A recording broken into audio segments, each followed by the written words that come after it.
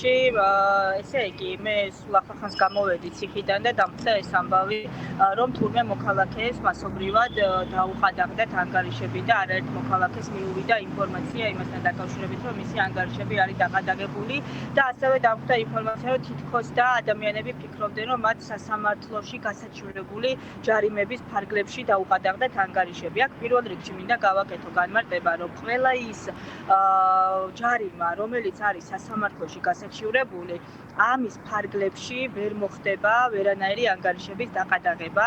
ამიტომ იმ ადამიანებს, რომლებსაც გაქვთ გასაჩივრებული, ამ ეტაპზე ამ კუთხით სანერვიულო არ გაქვთ.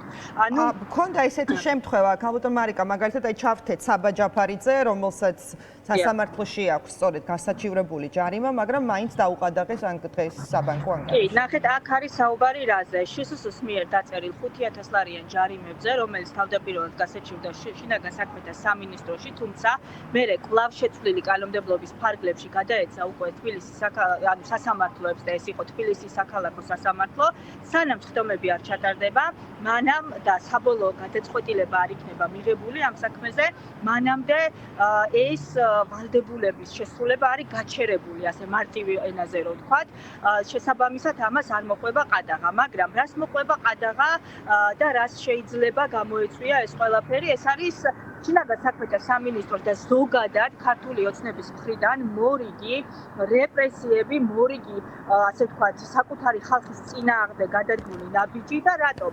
იმიტომ რომ ადამიანებს ისე დაუწერეს ჯარიმები, ისე გაგზავნეს შემდგომ ეს ჯარიმები აღსრულებაზე, რომ ამ ადამიანებმა არაფერი არ იციან. სამართლებრივ პროცედურებს რო გავყვეთ ახლა ჩვენ როგორ შეიძლებოდა ეს მომხდარიყო, როდესაც რაიმე ჯარიმის ქვითარი დგება, ამასთან დაკავშირებით ადამიანი უნდა იყოს ინფორმირებული. ანუ მაგალითად, თუ მე დავჯარიმდი რაღაცა კონკრეტული X თანხით, მე უნდა მომივიდეს ეს ჯარიმის ქვითარი.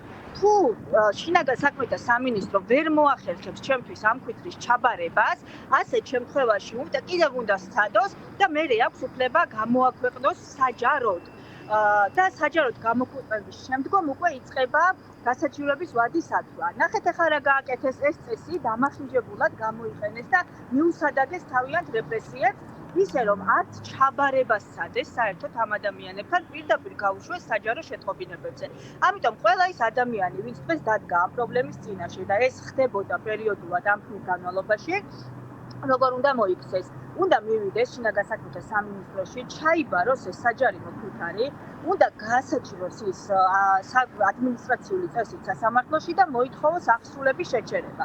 ოღონდ აღსრულების შეჩერებისთვის ასევე სჭირდება, რომ აღსრულების ეროვნული ბიუროდან გამოითხოვოს საქმე, რომ მისი საქმე ნამდვილად არის აღსრულებაში და ამ გზით გააჩეროს ეს საკითხი.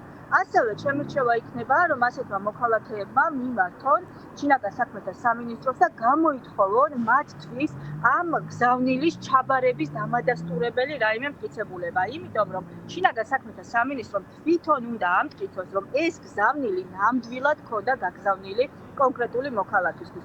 ანუ ერთიანად რო შევაჯამოთ, ცოტა ბევრი ნიუანსის თქმა მომიწია და არ ვიცი რამდენად კაფიოდ გასაგები იქნება ყველა მოქალაქისთვის. ერთი უნდა ვიცოდეთ, რომ ვისაც გასაჩივრებული გაქვთ სასამართლოში, მათ დაყადაღების საფრთხე ამ ეტაპზე არ გიდგათ. მეორე, ვისაც დაგიყადაღდათ, მიდიხართ შინაგან საქმეთა სამინისტროში, იბარებთ ამ ჯარიმის ქვითარს, იბარებთ ასევე ითხოვთ, რომ გადმოგცემთ თქვენთვის ამ ჯარიმის ქვითრის ჩაბარების დამადასტურებელი მტკიცებულება, ასაჩივრებთ შემდგომ ამ ყველაფერს სასამართლოში. და რაც მთავარია, ჩვენც გვაქვს პარტია ახალს ამ შემთხვევაში ცხელი ხაზი, დაგვიკავშირდით, რა თქმა უნდა, არც ერთს არ დაგტყოროთ უყურადღებოთ, ყველას გაგეწევათ შესაბამისი კონსულტაცია და შეძლებისდაგვარად მოხალისი ადვოკატები, ვისაც რამდენს რესურსაც დაიწევს, ასე ვთქვათ, დაგეხმარებით ყველას. კი ბატონო, კი ბატონო. ოცნების მხრიდან უბრალოდ ერთი რამის ხაზგასმა მინდა, რომ ნახეთ, აი ყოველდღიურად რაღაც ახალს იგონებენ, რომ ადამიანები ჩააგდონ, დასტრესონ, დაპრესონ, ასე ვთქვათ და ახალი საფიქრალი გაუჩინონ, რომ მთავარი საკითხისგან გადაატანინონ ყურადღება. ეხლა დღეს მთავარი ამბავი არის ის, რომ ადამიანები დაწამლეს, ის რომ რაღაცა გრანტების შესახებ კანონს მიღებას აპირებენ, რომლითაც საერთოდ აუქმებენ, ასე ვთქვათ, რაიმე დაფინანსების შესაძლებლობას. თან სრულიად უკანონოდ ის რომ ორ ამხელა უნივერსიტეტს აერთიანებენ და განათლების რეფორმის რაღაცა კალიკატურას ატარებენ სინამდვილეში. აი ეს თემები უნდათ გადაფარონ და ახალ მავნებლობებს იფიქრებენ, ახალ წინააღმდეგობებს უქმნიან და ბარიერებს მოხალათეებს, რომ საფუძველი ჰქონდეთ იმ ლოკალური პრობლემის მოგვარებაზე და პროტესტის ძალა წაართვან ამ ადამიანებს და არ გამოსდის ჯერ ვერ შეეგუნენ, რომ ეს არის შეუსრულებელი მისია მათი მხრიდან. კი ბატონო, გასაგებია.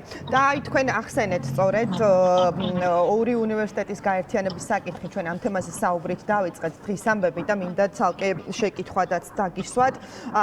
რას ფიქრობთ ამაზე? ზოგადად თქვენი გუნდის, თქვენი პოლიტიკური გუნდის პოზიცია როგორი არის ამ საკითხთან დაკავშირებით? ნებისმიერი რეფორმა, რომელიც სტარტდება, აუცილებელია ჯერ იყოს გავლილი პროფესიულ წრეებში და საზოგადოებაში. არ შეიძლება უნივერსიტეტების ლექტორები, რექტორები, ადმინისტრაცია და მმართველი რგოლები რეფორმის შესახებ იგებდნენ უკვე ჩატარებულზე, ხომ? შესაბამისად, როდესაც არ არის დასკვნა, როდესაც არ არის მომზადებული საკითხები, რა შეიძლება ვიფიქროთ დადებითი ამასთან დაკავშირებით. სამწუხაროდ ვერაფერი. განა იმიტომ, რომ არ გვინდა რომ რაიმე განხორციელდეს. არამედ ის, რაც განხორციელდება, უნდა იყოს დაფიქრებული, უნდა იყოს აუცილებლად პროფესიულ დონეზე შედგენილი და გააზრებული. ის, რომ ამდენ სტუდენტს ექნება მომავალში დაფრთხოლება, ის, რომ ამდენი ლექტორი დარჩება უმუშევარი და მთელი რიგი პრობლემები, რომელიც ამ ყველაფერს მოყვება, რა თქმა უნდა, არის მიუღებელი და ამაზე ჩვენი განათლების მიმართულება აქტიურად მუშაობს, აქტიურად საუბრობს და დეტალურად, ასე ვთქვათ, აცნობს საზოგადოებას ყველა იმ საკითხთან დაკავშირებით, რომელიც შეექმნება როგორც სკოლის მოსწავლეებს, ასევე სკოლის მოსწავლეების მშობლებს, სტუდენტებს და თავად ლექტორებს და ადმინისტრაციებს უნივერსიტეტებში ამ დაუფიქრებელი და აბსოლუტურად გაუაზრებელი ეგრეთ წოდებული რეფორმის, რომელიც მორიგი რეპრესიების მატარებელია სინამდვილეში და უკვე ეს რეპრესიები ნახეთ შეეხოთ ისეთ ადამიანებს, რომლებიც დუმილის რეჟიმში იყვნენ, მაინდამაინც დიდად არ გამოხატავდნენ პროტესტს ზოგიერთი მათგანი. კი ბატონო. მადლობა. ძალიან დიდი მადლობა. მადლობა მარიკა იმისთვის რომ დაგვით მეტრო და